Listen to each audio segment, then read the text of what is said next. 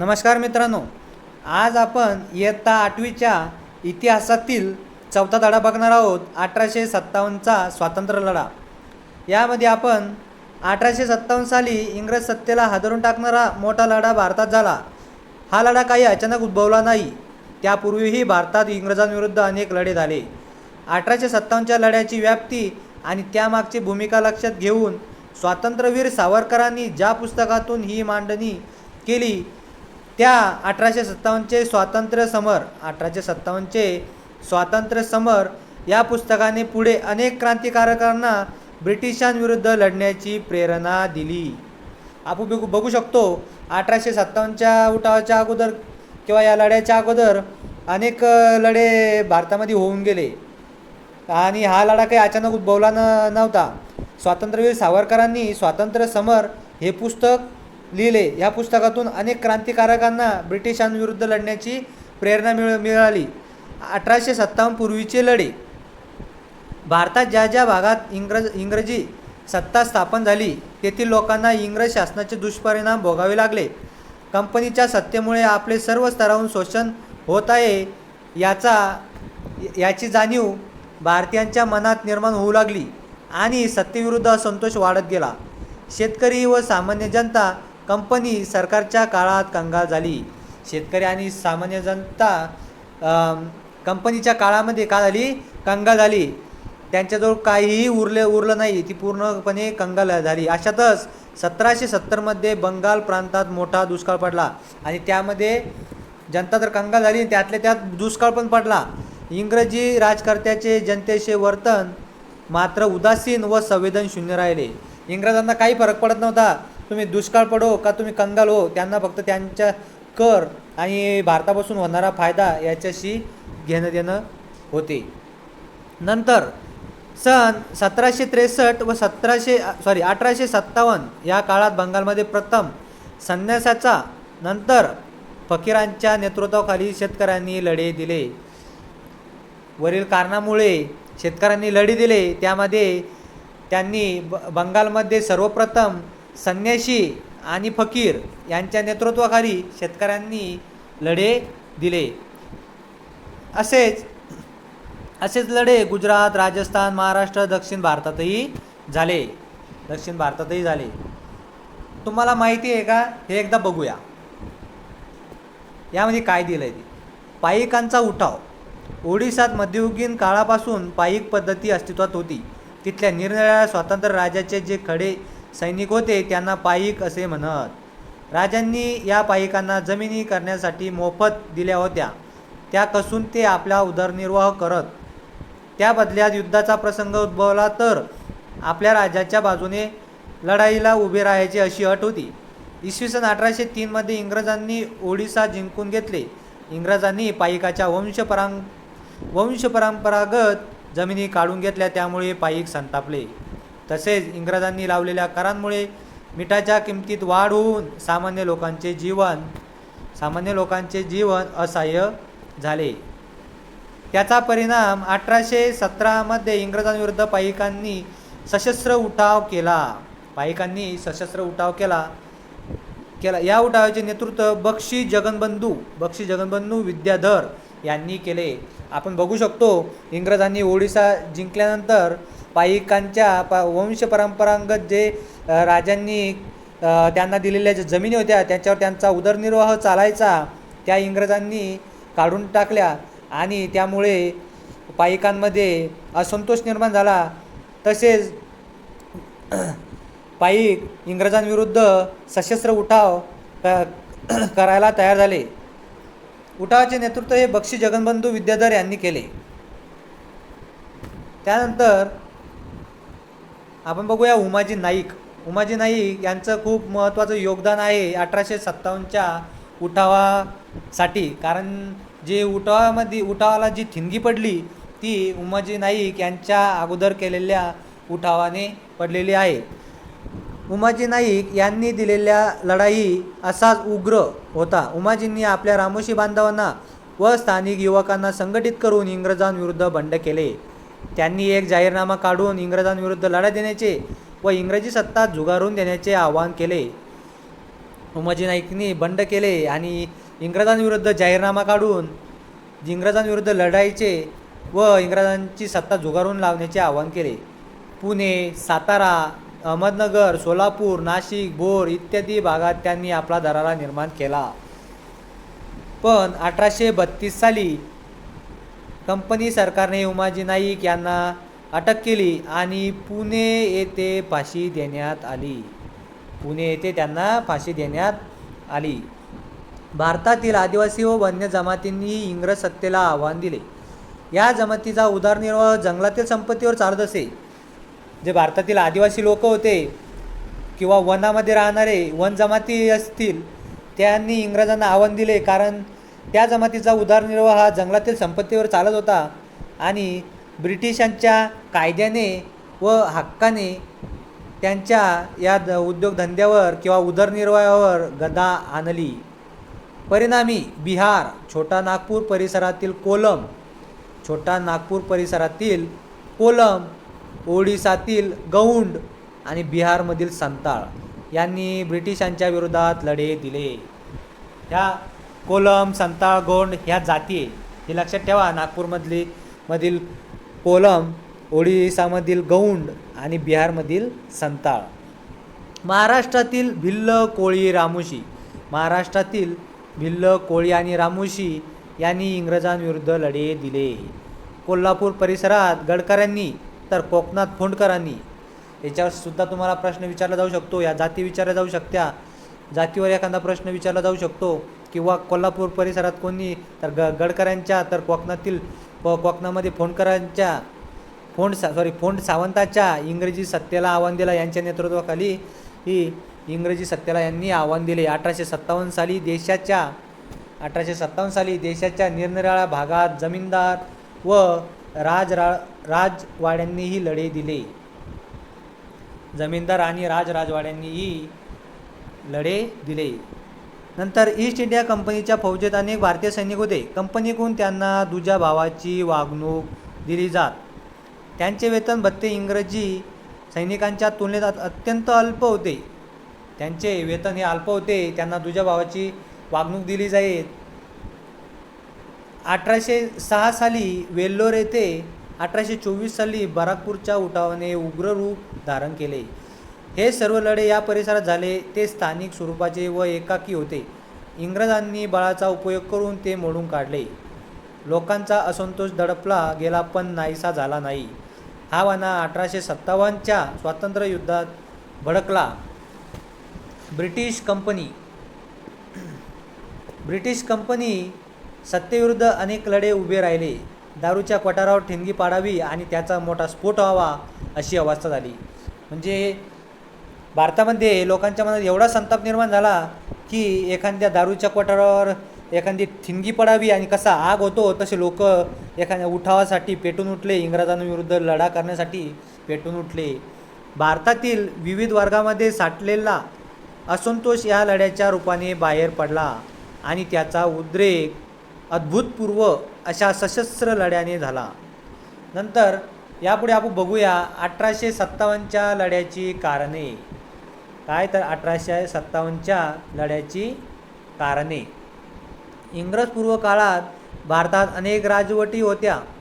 त्यामध्ये बदल झाला तरी गावगडा पूर्वीसारखा चालू राहिला. इंग्रजांनी मात्र प्रचलित व्यवस्था बदलून नवीन व्यवस्था निर्माण करण्याचा प्रयत्न केला. गावगाड्याचे बदलत असलेले स्वरूप पाहून जनतेच्या मनात अस्थिरता व असुरक्षिततेची भावना निर्माण झाली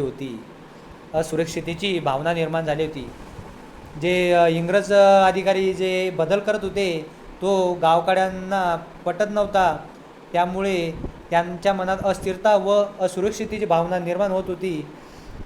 त्यामुळे 1857 साली लढ्याचं हे एक महत्त्वपूर्ण कारण आहे.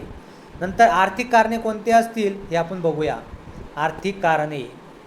आर्थिक म्हणजे पैसे किंवा महसूलविषयी. इंग्रजांनी आर्थिक उत्पन्न वाढवण्यासाठी नवीन महसूल पद्धत अंमलात आणली. इंग्रज अधिकाऱ्यांनी आपलं उत्पन्न वाढवण्यासाठी, कंपनीचं उत्पन्न वाढवण्यासाठी महसूल पद्धत म्हणजे शेतकऱ्याकडून महसूल म्हणजे कर गोळा करण्याची पद्धत आणली. शेतकऱ्याकडून जबरदस्तीने महसुलीची वसुली केली जायची. पर्यायाने शेतकरी व्यवस्था कोलमडून पडली. शेतकऱ्याकडून जबरदस्ती कर महसूल गोळा केल्यामुळे शेतकऱ्यांची व्यवस्था ही कोलमडून पडली. इंग्लंडच्या बाजारपेठेतील माल बाजारभावात खपून आर्थिक लाभ घेण्याचे ब्रिटिशांचे धोरण होते. त्यांनी तेथील उद्योगधंद्यांना जाचक कर बसवले.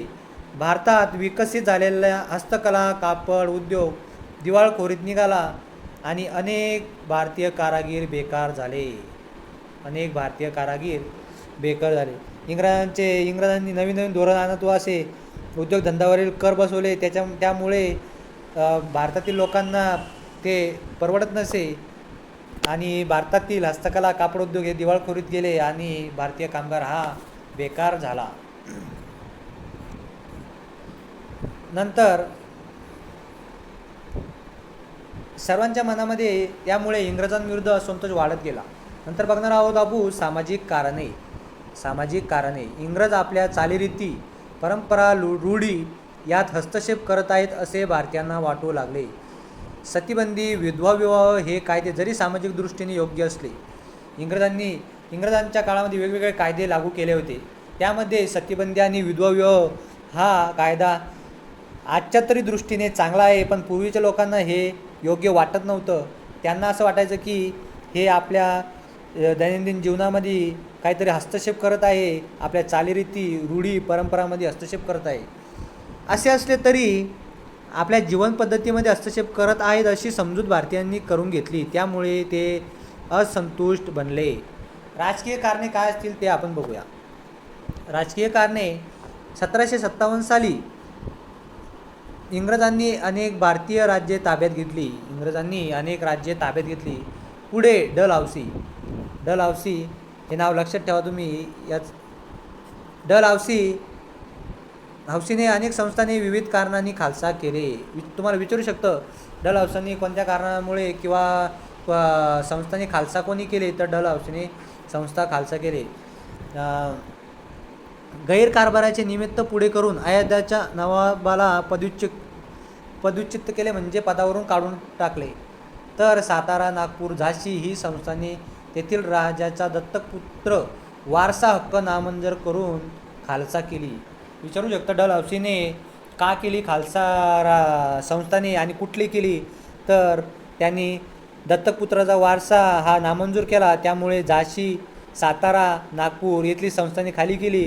तर अयोध्याच्या नवाबाला गैरकारभाराचे निमित्त पुढे करून तिथले सुद्धा संस्थान खालसा केले म्हणजे खाली केले.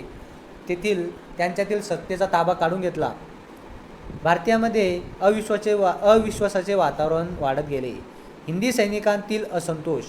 हिंदी सैनिकांना इंग्रज अधिकारी तुच्छतेने वागवत.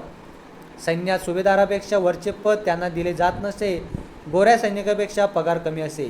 हिंदी सैनिकांचा असंतोष कशामुळे निर्माण झाला, तर त्यांना तुच्छतेने वागणूक मिळत असे, गोऱ्या सैनिकांपेक्षा वरच्या पदावर दिले जात नसे, तसेच पगारही कमी असत. त्यांना सुरुवातीला दिले जाणारे भत्ते हे पण इंग्रजांनी कमी केले. अशा अनेक कारणामुळे हिंदी सैनिकांत असंतोष वाढत गेला. तत्कालीन काय कारण असू शकतं ते आपण बघूया. ब्रिटिशांनी 1856 साली हिंदी सैनिकांना लांब पल्ल्याच्या एनफिल्ड बंदुका दिल्या. त्यात वापरण्यासाठी नवी काडतुसे दिली. त्या काडतुसावरील आवरण दाताने तोडावे लागे. ज्या बंदुकी दिल्या एनफिल्ड बंदुका, त्यावरील काडतुसे जी होती त्या काडतुसावरील आवरण जे ते दाताने तोडावे लागे. या आवरणाला गायीची व डुकराची चरबी लावलेली असते अशी बातमी चौकडे पसरली. त्यामुळे हिंदू व मुस्लिम सैनिकांच्या धार्मिक भावना दुखावल्या आणि सैनिकांमध्ये असंतोष निर्माण झाला. वणवा पेटला.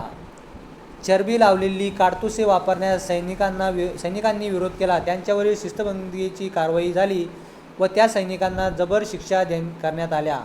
बराकपूरच्या छावणीतील, हे नाव लक्षात असू द्या, बराकपूरच्या छावणीतील मंगल पांडे यांनी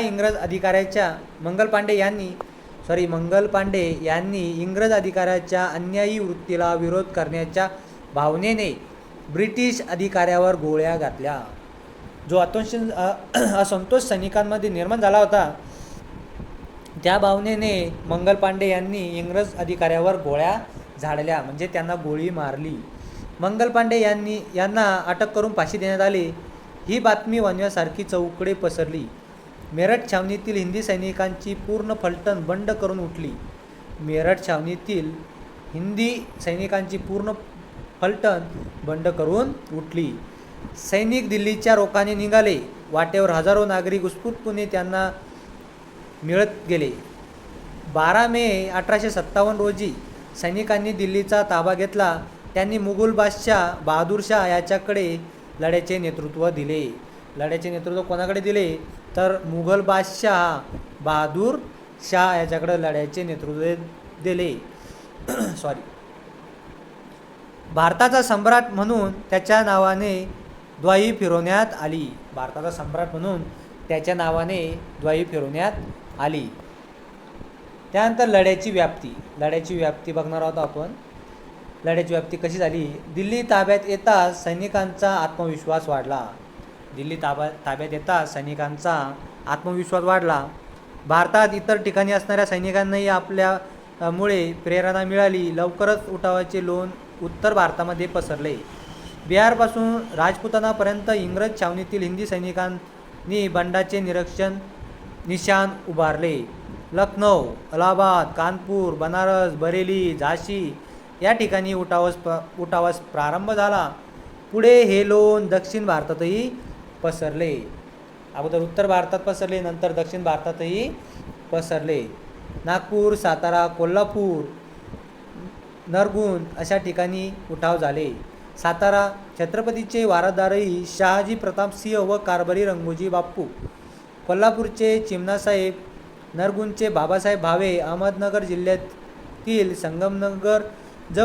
संगमनेर जवळील भागाजी नाईक इत्यादी या लढ्याच्या अग्रभागी होते. नाशिक जिल्ह्यात पेठ, सुरगाण्याच्या राणीसारख्या स्त्रियाही त्यात सामील झाल्या. 1857 साली खानदेशात कजारसिंग यांच्या नेतृत्वाखाली भिल्लांनी उठाव केला, तर सातपुडा परिसरात शंकरसिंहांनी लढ्याचे नेतृत्व केले. खानदेशात कजारसिंग तर सातपुडा ह्या परिसरात शंकरशहांनी लढ्याचे नेतृत्व केले. खानदेशातील उठावात 400 भिल्ल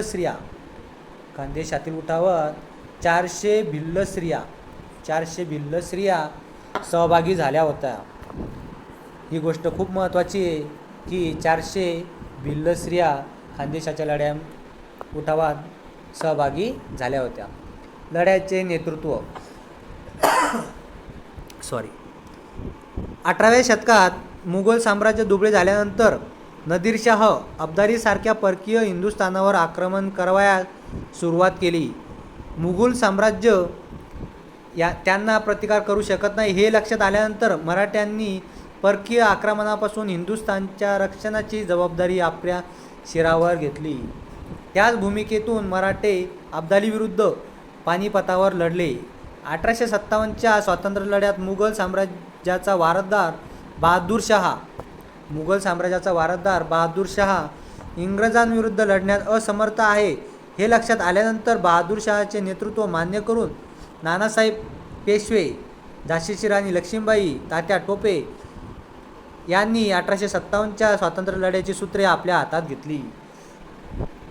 त्यांच्या लक्षात आलं, नानासाहेब पेशवे, झाशीची राणी लक्ष्मीबाई, तात्या टोपे यांच्या लक्षात आलं की बहादूर शाह इंग्रजांविरुद्ध लढण्यास असमर्थ आहे. हे लक्षात घेऊन या सर्व क्रांतिकारकांनी वीरांनी स्वातंत्र्य लढ्याची सूत्रे आपल्या हातात घेतली. याचाच परिणाम व स्वातंत्र्य लढ्यात हिंदू मुस्लिम बांधवांचे ऐक्य झाल्याचे दिसून येते. मौलानी अहमद उल्ला, कुंवर सिंह, मुघल सेनापती बख्त खान, बेगम हजरत महल यांनी विविध ठिकाणी उठावाचे नेतृत्व केले. दिल्ली, कानपूर, लखनौ, झाशी तसेच पश्चिम बिहारमधील उठावाचे स्वरूप उग्र होते. बिमोड भारतीय इंग्रजांशी प्रामाणिकपणे लढले. त्यांनी सैनिक, जमीनदार, राजे, सेनापती व जनताही होती. भारतीय सैनिक हे इंग्रजांशी प्रामाणिकपणे लढले. त्यांच्यासोबत सैनिक, जमीनदार, राजे, सेनापती, जनताही होती. हिंदी सैनिकांच्या नियोजित वेळेपूर्वीच उठाव सुरू झाला. सुरुवातीला हिंदी सैनिकांना यश मिळत गेले, परंतु इंग्रजी सत्तेची सैन्यसंख्या व प्रशासकीय ताकद मोठी होती. इंग्रजांनी उठावाचा बिमोड साम, दाम, दंड, भेद इंग्रजांनी उठावाचा बिमोड हा साम, दाम, दंड, भेद या नीतीप्रमाणे केला. आपण बघू शकतो इथं दिलेलं आहे उठाव स्वातंत्र्य लढा जो झालेला आहे तो इंग्रजांच्या ताब्यातील प्रदेश लढा कुठे झाला. पिवळ्या कलरमध्ये जे दिलेलं आहे ते इंग्रजांच्या ताब्यात असलेले प्रदेश आहेत. तर लढ्याची जी महत्त्वपूर्ण ठिकाणी आहे, जे लाल पॉईंट दिलेला आहे ते लढ्याचे महत्त्वाचे ठिकाणं आहे. तर डॅश जी डॉट डॉट डॅशमध्ये लाईन दिलेली ती भारताची वर्तमान बाह्यसीमा आहे. नंतर इंग्रज हे साम, दाम, दंडभेद या नीतीप्रमाणे यांनी उठावाचा बिमोड केला. या धक्क्यातून इंग्रजी सत्ता लवकरच सावरली आणि त्यांनी पुढील 6 महिन्यात गेलेली ठिकाणे परत मिळवून राणी लक्ष्मीबाई, कुंवरसिंह, अहमदुल्ला हे धारातीर्थी पडले. इंग्रजांनी या राणी लक्ष्मीबाई, कुंवरसिंह, अहमदुल्ला यांना धारातीर्थी पाडलं, यांना पराजित केलं. बहादूर शाह यांना रंगून येथे कारावासात ठेवण्यात आले. नानासाहेब व बेगम हजरत महल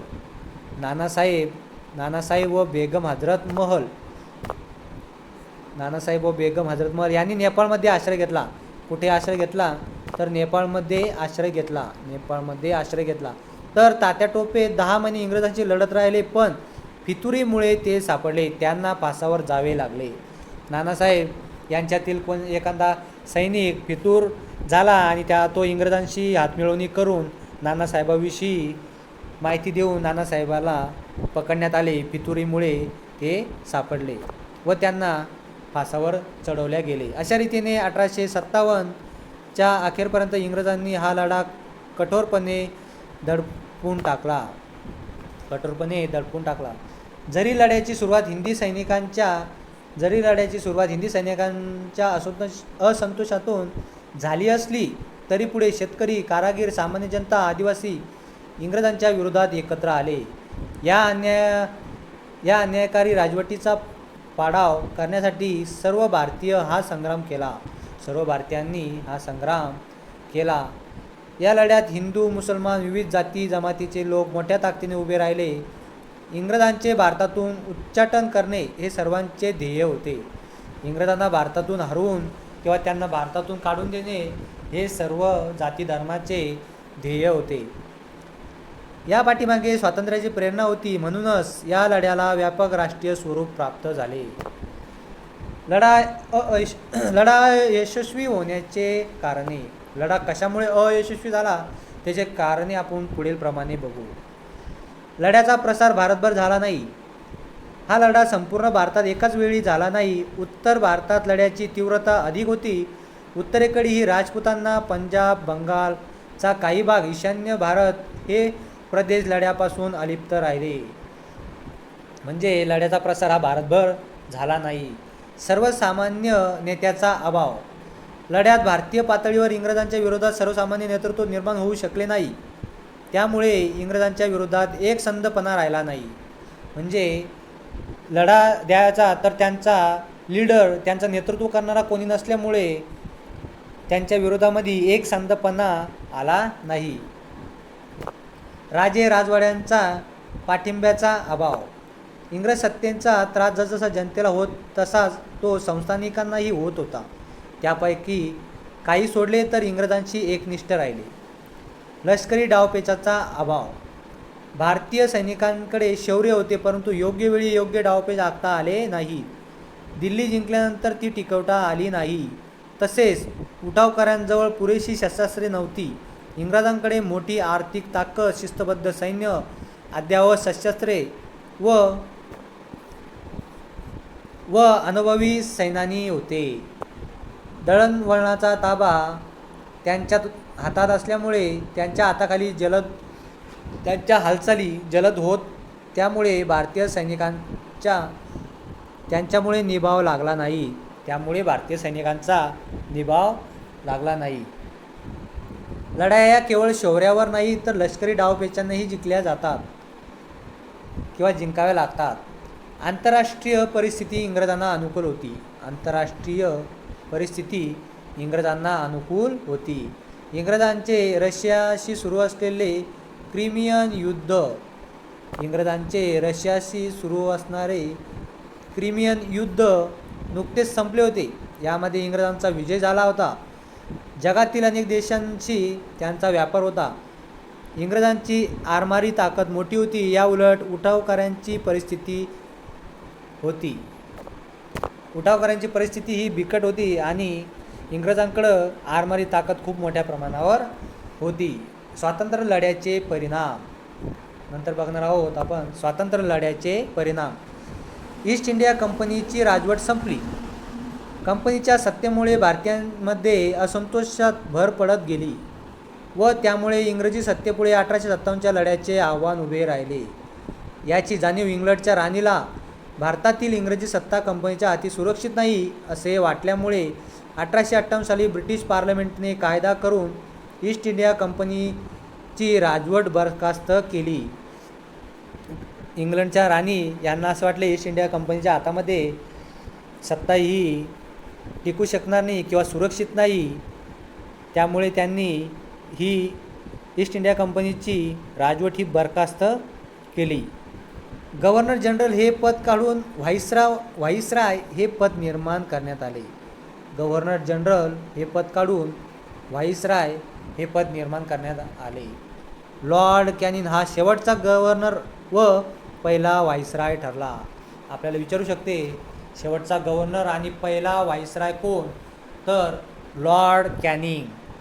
तसेच भारताविषयी कारभार करण्यासाठी भारत मंत्री हे पद इंग्लंडच्या शासनात निर्माण करण्यात आले. तर जे राजवट हे बरखास्त केल्यानंतर काही कायदे करण्यात आले.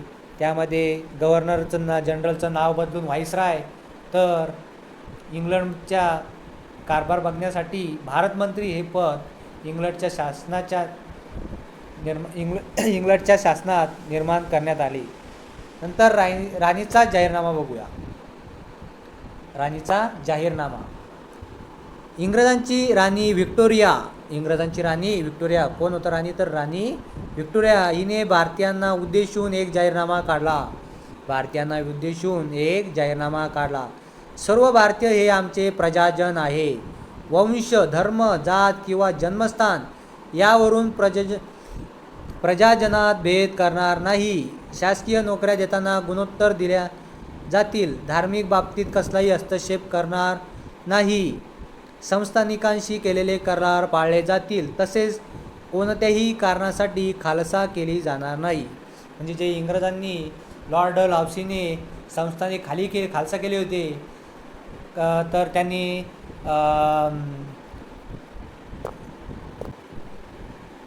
त्यांनी वारसा हक्कावर बंदी आणून तेथील राज्य संस्थानिके खालसा केले.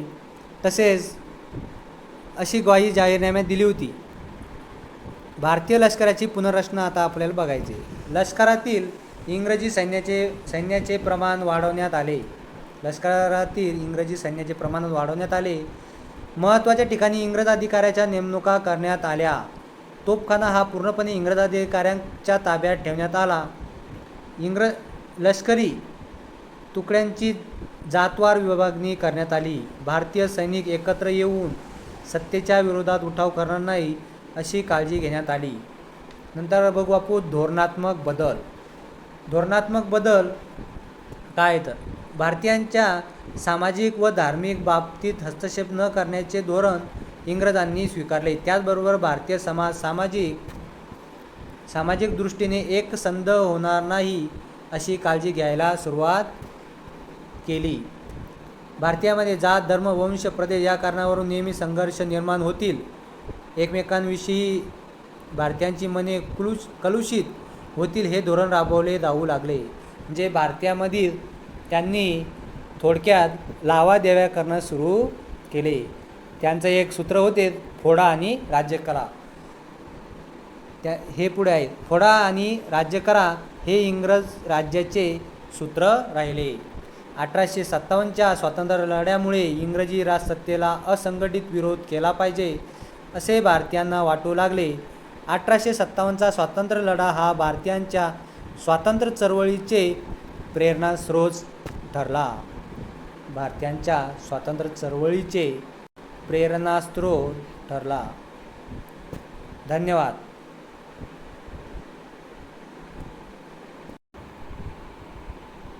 तसेच आपण 1857चा स्वातंत्र्य लढा यातील काही महत्त्वाचे मुद्दे बघूया की त्यातून काही प्रश्न आपल्याला बघायला मिळतील.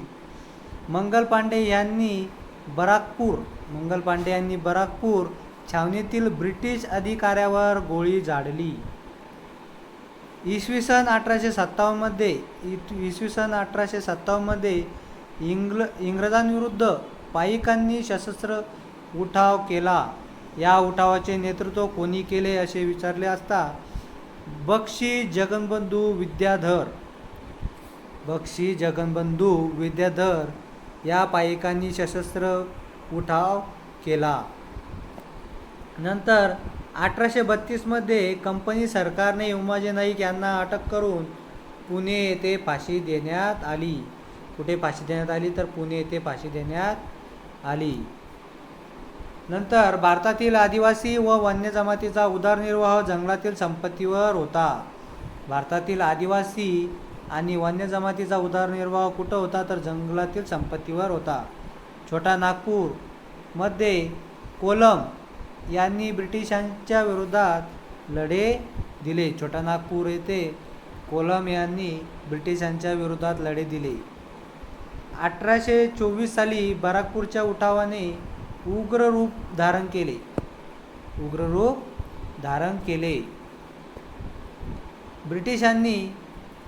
ब्रिटिशांनी गैरकारभाराचे नियमित करून अयोध्याच्या नवाबाला पदच्युत केले. अयोध्याच्या नवाबाला पदावरून दूर केले. नंतर उमाजी नाईक यांनी रामोशी बांधवांना संघटित केले. उमाजी नाईक यांनी रामोशी बांधवांना संघटित केले. खानदेशाच्या उठावात 400 भिल्ल स्त्रिया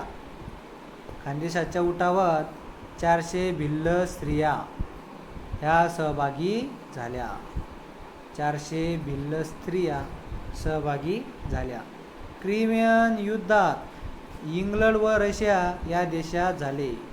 आणि हे असंही विचारलं जाऊ शकतं हे युद्ध कोणी जिंकले तर हे युद्ध इंग्लंडने जिंकले. इंग्रजांनी आर्थिक उत्पन्न वाढवण्यासाठी कोणती नवीन पद्धती अंमलात आणली? महसूल पद्धत. आपण बघितले इंग्रजांनी आर्थिक उत्पन्न वाढवण्यासाठी कोणती नवीन पद्धत अंमलात आली तर महसूल पद्धत. ब्रिटिशांनी 1856 साली हिंदी सैनिकांना लांब पल्ल्याच्या एनफील्ड बंदुका दिल्या. 1856 मध्ये ब्रिटिशांनी सैनिकांना लांब पल्ल्याच्या एनफील्ड बंदुका दिल्या. लॉर्ड डलहौसी या गव्हर्नर जनरलने भारतातील संस्थाने खालसा केली. संस्थाने खालसा कोणी केली असे विचारले जाऊ शकते. नंतर 1857 साली खानदेशात कदार सिंग यांच्या नेतृत्वाखाली भिल्लांनी उठाव केला. कोणाच्या नेतृत्वाखाली तर कदार सिंग. 18व्या शतकात मुघल साम्राज्य दुबळे झाल्यानंतर नादिरशाह अब्दाली या परक्यांनी हिंदुस्थानावर आक्रमण करण्यास सुरुवात केली. नानासाहेब पेशवे व बेगम हजरत महल यांनी नेपाळ येथे आश्रय घेतला. नानासाहेब पेशवे आणि बेगम हजरत महल यांनी नेपाळ येथे आश्रय घेतला. 1857 साली ब्रिटिश पार्लमेंटने कायदा करून ईस्ट इंडिया कंपनीचे राजवट बरखास्त केले. ईस्ट इंडिया कंपनीने ब्रिटिश पार्लमेंट राजवट यांची बरखास्त केली. सातपुडा परिसरात लढ्याचे नेतृत्व शंकरशाह यांनी केले. नंतर गव्हर्नर जनरल पद जाऊन व्हाईसरॉय हे पद निर्माण केले. शेवटचा गव्हर्नर जनरल व पहिला व्हाईसराय लॉर्ड कॅनिंग ठरला. शेवटचा गव्हर्नर जनरल आणि पहिला व्हाईसराय हा लॉर्ड कॅनिंग ठरला. क्रिमियन युद्धात इंग्लंडचा विजय झाला. आपण मागेच बघितले, क्रिमियन हे रशिया आणि इंग्लंड यांच्यात झाले. क्रिमियन युद्ध हे रशिया आणि इंग्लंड यांच्यात झाले आणि त्यामध्ये इंग्लंडचा विजय झाला. इंग्लंडची राणी व्हिक्टोरिया हिने भारतीयाला उद्देशून एक जाहीरनामा काढला. त्यांनी भारतीयाला उद्देशून एक जाहीरनामा काढला. 1857च्या उठावात राणी लक्ष्मीबाई कुंवरसिंह अहमदुल्ला धारातीर्थी पडले. 1857च्या उठावात राणी लक्ष्मीबाई कुंवरसिंह अहमदुल्ला धारातीर्थी पडले. कोकणात सावंतांनी इंग्रज सत्तेला आव्हान दिले. विचारू शकतं, इंग्रज सत्तेला कोकणात आव्हान कोणी दिले, तर फोंड सावंतांनी आव्हान दिले. 1857चे स्वातंत्र्य समर हा ग्रंथ वि. दा. सावरकर यांनी लिहिला. आपले विचारू शकते, स्वातंत्र्य समर हे ग्रंथ कोणी लिहिला आणि केव्हा लिहिला, तर ते सांगता आलं पाहिजे. 1857च्या उठावाच्या वेळी लॉर्ड कॅनिंग हा गव्हर्नर जनरल होता. वि. दा. सावरकर यांच्या मते 1857चा उठाव म्हणजे भारतीयांचे पहिले स्वातंत्र्य युद्ध होय. 1857मध्ये मंगल पांडे या शिपायाने मेजर ह्युसन त्याने इंग्रज अधिकाऱ्याला गोळी झाडली होती, तर त्याचे नाव आहे मेजर ह्युसन. नंतर राणीच्या जाहीरनाम्यानंतर लॉर्ड स्टॅनले हा पहिला भारत मंत्री झाला. राणीच्या जाहीरनाम्यानंतर लॉर्ड स्टॅनले हा पहिला भारत मंत्री झाला. कोल्हापूर परिसरात गडकऱ्यांनी उठाव केले. कोल्हापूर परिसरात कोणी उठाव केले, तर गडकऱ्यांनी उठाव केले. मित्रांनो, तुम्हाला व्हिडिओ आवडल्यास लाईक, शेअर आणि सबस्क्राईब करायला विसरू नका आणि घंटीचे बटनसुद्धा दाबायला विसरू नका, जेणेकरून तुम्हाला नवीन व्हिडिओ टाकल्यानंतर नोटिफिकेशन येईल.